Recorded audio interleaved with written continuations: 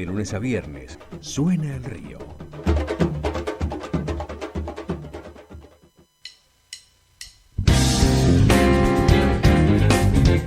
Esto Suena el Río está comenzando y vamos a saludar y agradecerle obviamente la amabilidad que tiene de atendernos en esta mañana al ingeniero Hugo Roman, que estuvo aquí en la provincia de Misiones, en la ciudad capital, no hace muchos días atrás, participando dentro de uno de los bloques de este encuentro que se llamó Agua para Respirar, ¿no? Un encuentro que se planteó aquí en la provincia de Misiones como un capítulo de algo que se realiza año a año en Chile. De hecho, el Congreso chileno fue uno de los organizadores de este evento. Ingeniero, ¿cómo le va? Muy buenos días, un gusto saludarlo. Buen día, muy bien, igualmente, a disposición para hacerlas.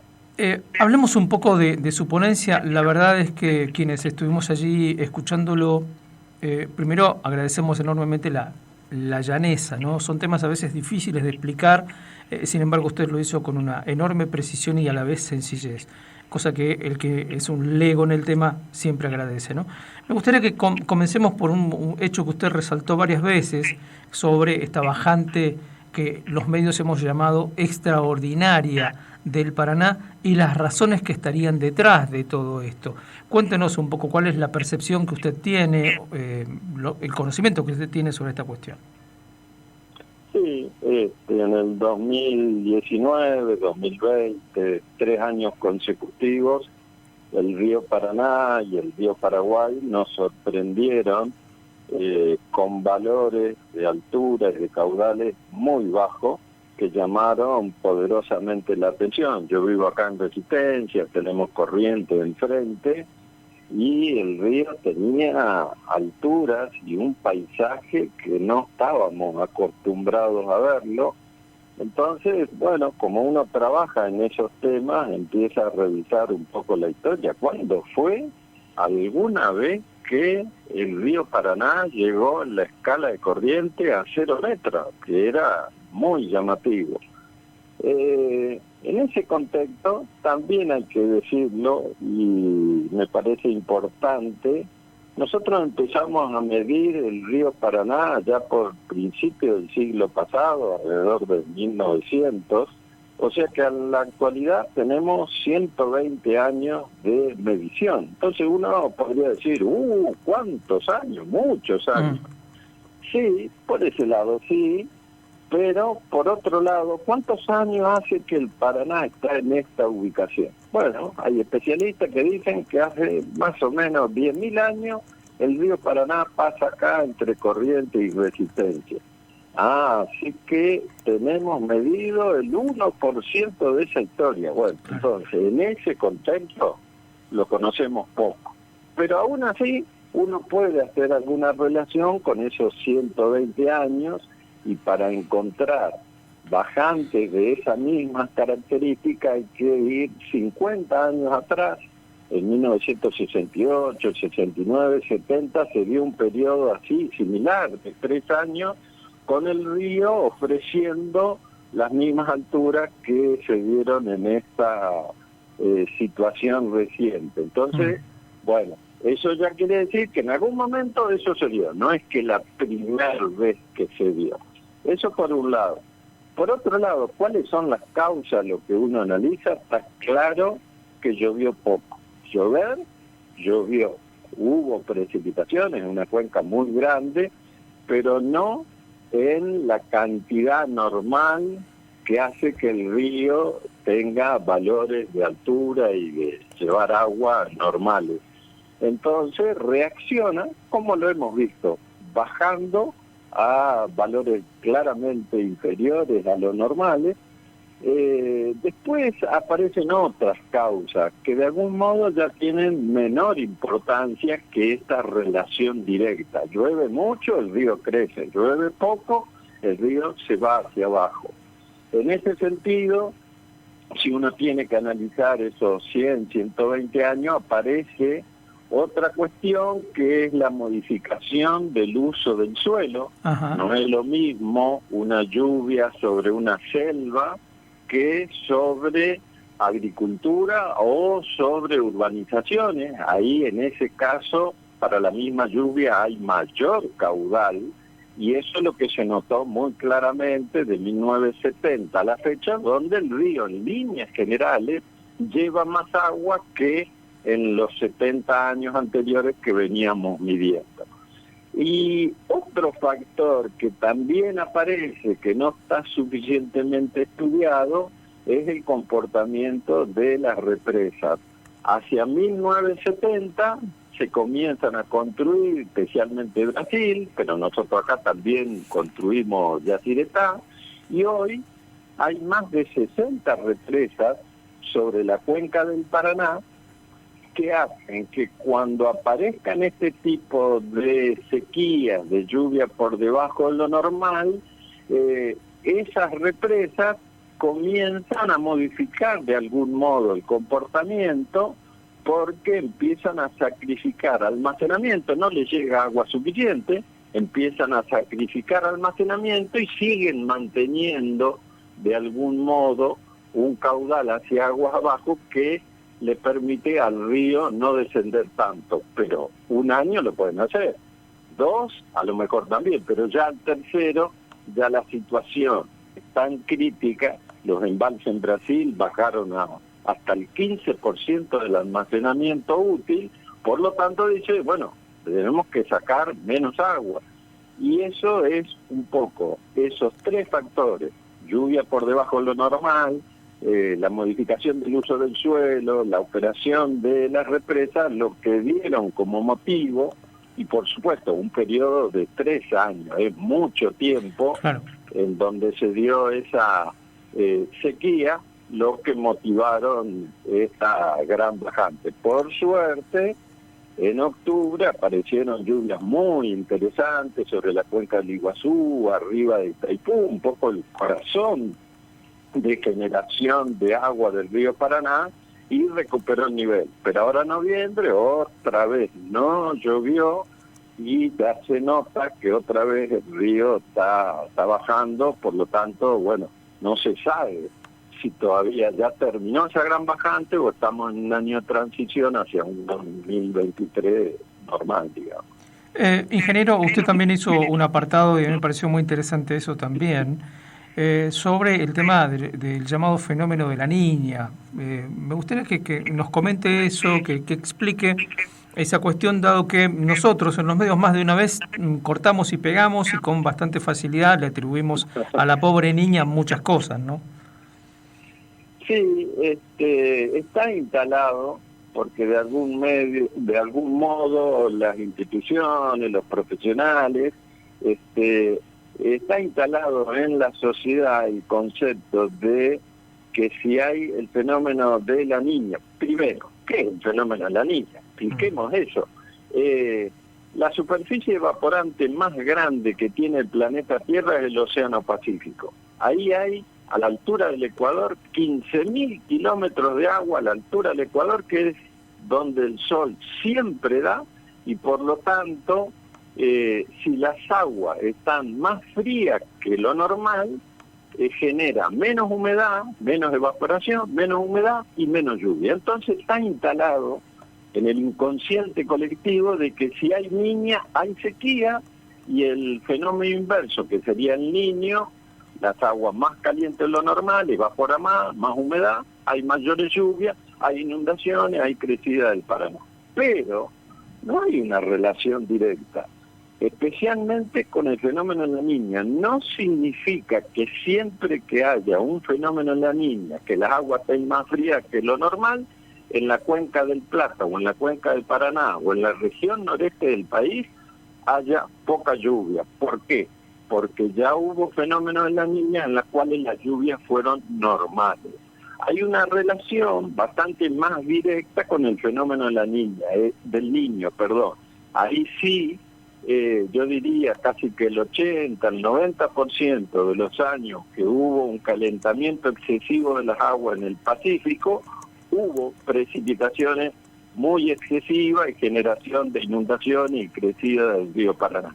En el caso particular de esta gran bajante que arrancó hacia el año 2019, en ese momento había un fenómeno del Niño, o sea, fenómeno contrario al decir que había sequía o que va a haber sequía. La Niña apareció ya hacia mitad del 2020, o sea que ya hacía un año que la cuenca del Paraná ya estaba en sequía, y entonces está claro que no es el factor principal. ¿Es uno más? Sí, seguro. Y que encima duró prácticamente 2 años, con lo cual agregó otro factor para que estas precipitaciones sean menores que la normal. Otro tema que es importantísimo, y usted lo planteó con mucha claridad en este encuentro. Nosotros que vivimos aquí en Posadas, con un río enorme enfrente, porque es la parte embalsada del río, creemos que aunque le tiremos de todo, el río se los va a ingeniar para digerirlo. Cuéntenos un poco eso que relató allí, ¿no? Todo lo que es la cuenca del Paraná, las grandes ciudades a su vera y la cantidad de desechos de efluentes de toda índole que le tiramos, con o sin tratar. Sí, también es otra cuestión, me parece muy importante. La sociedad, cualquier ser humano, toma el agua como purificadora. O sea, si yo tengo residuos o tengo efluente, lo tiro en agua. Total, vendrá el agua, lo llevará y lo limpiará. Pero eso significa que esos efluentes, sean cloacales, industriales, agropecuarios, terminan en el río. Y acá, entonces, uno entra, mira, la cuenca del Plata es muy grande. Hay unos 100 millones de habitantes, o sea, una inmensa cantidad de personas que generan efluente y nación, y como yo decía, hay grandes ciudades. La ciudad más grande de Brasil, San Pablo, está en la cuenca del Plata, o sea que los efluentes bien tratados, más o menos tratados, mal tratados, vienen y pasan por el río Paraná, pasan por Yacyretá, pasan acá por el puente General Belgrano, afectando la calidad del río Paraná. Por supuesto, es muy grande el río Paraná, pero como yo digo, se va cansando. Che, no me tiren tanto. Yo tengo capacidad de autodepuración cuando son cargas orgánicas. Las placas tiene capacidad como para poder regenerar, pero lo que es residuos industriales o químicos no tiene posibilidad. Entonces, me parece que es otro aspecto importante. Hay demasiada agua, pero eso no quita que los gobiernos nacionales, acá tenemos Brasil, Paraguay, Bolivia, Uruguay, Argentina, pongan la lupa en tratar de que los efluentes que lleguen al río de agua dulce esté en buenas condiciones, porque aguas abajo hay otra población, y más abajo hay otra, y más abajo hay otra. Entonces yo no puedo decir, bueno, que mándenme el agua bien a mí y yo tirar efluente contaminando. Entonces ese aspecto me parece que hay que poner la lupa, porque eso empieza a aparecer con mayor incidencia cuando menos agua trae el río. Y esta bajante de algún modo puso una luz amarilla, o yo diría roja, sobre ese aspecto también. Claro, hace unos días, hace un tiempito atrás realmente, hablábamos con investigadores de la Universidad Nacional del Litoral,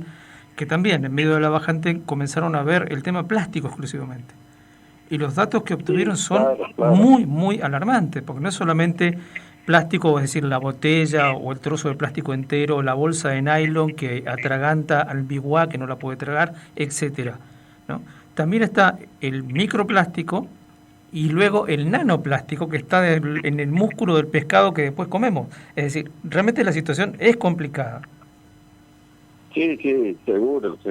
Todo lo que es plástico no se sigue por los siglos de los siglos. Entonces, por más que sea poco, voy sumando, y si decimos que tenemos 100 millones de habitantes y cada uno hace algo en ese sentido, entonces empieza a ser un tema muy importante. Entonces, bueno, obviamente eso, en mi opinión, por supuesto que es conciencia ciudadana, los gobiernos nacional, provincial, municipal, que tienen que poner la lupa, educar, controlar para que la acción de contaminación sea la menor posible sobre un recurso que es agua dulce. Y ahí mencionó otra cosa, los peces. Claro.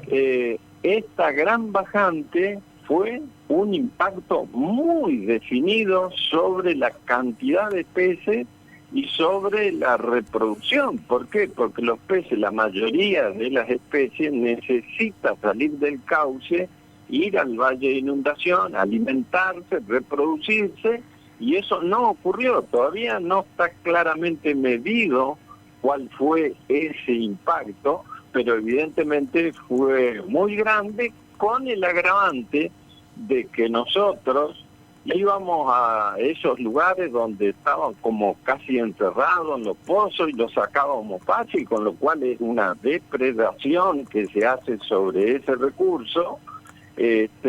Teníamos provincia que decía de un lado sí veda, del otro no. Entonces, claro. bueno, Acá pasa eso.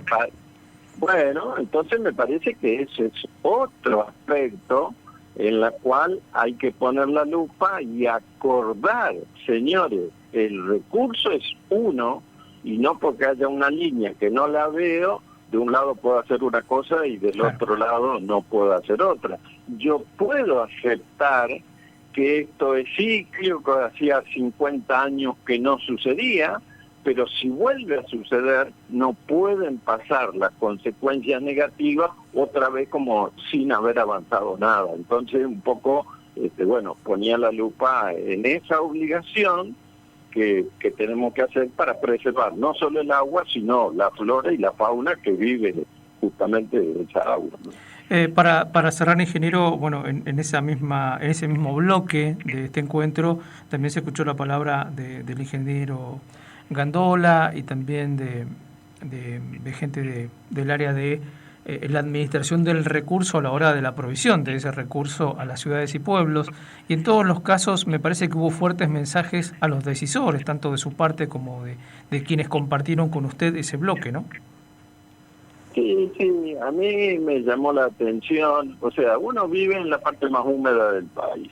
Entonces abre la canilla y el agua sale. O sea, no es un problema. Resulta que no todos los chaqueños, no todos los correntinos, no todos los formoseños y misioneros pueden abrir la canilla y salir agua. Y digo, ¿pero cómo? Si tenemos el río más grande de Latinoamérica, o por lo menos acá de esta zona, ¿cómo puede ser? Entonces ahí hay una situación que hay que poner también mucho esfuerzo, y como decía recién, no puede ser que si vuelva a aparecer una gran vacante dentro de 10 años, dentro de 50, que encima vamos a hacer mucho mayor cantidad de personas, haya personas en el noreste del país que no tengan acceso al agua cuando el recurso está. En el momento de mayor bajante estaban pasando 8.000 metros cúbicos por segundo en el puente General Belgrano. ¿Saben cuánta agua se necesita para alimentar a todos los chaqueños y a todos los correntinos? 5 y 5, 10 sobre los 8.000. Entonces, bueno, ahí hay una tarea de los gobiernos, de las empresas, en apuntar y asegurar esa cantidad y calidad para todos los habitantes. Es un requerimiento, es a nivel mundial, pero bueno, nosotros estamos en la parte más húmeda, no deberíamos tener esa situación. Eso me parece también importante. Perfecto, ingeniero, le agradecemos muchísimo su tiempo. No, al contrario, ha sido un gusto, que tengan muy buen día. Hasta muy luego. Buen día. Charlábamos con el ingeniero Hugo Rosman, entonces, más de 40 años de experiencia en el manejo de estos temas, ha sido el responsable de la provincia del Chaco, el manejo de todo lo que está vinculado con sistemas hídricos, y por lo tanto tiene además un conocimiento profundo de la cuenca, la ha estudiado a profundidad, además de tomar decisiones sobre el mismo tema, ¿no? Me parecía muy interesante compartir esto que nos señalaba, de paso desmitificar algunas cosas que con frecuencia aparecen en los medios. Nosotros replicamos sin demasiado consulta, ¿no? Sin demasiada averiguación de lo que realmente está ocurriendo atrás.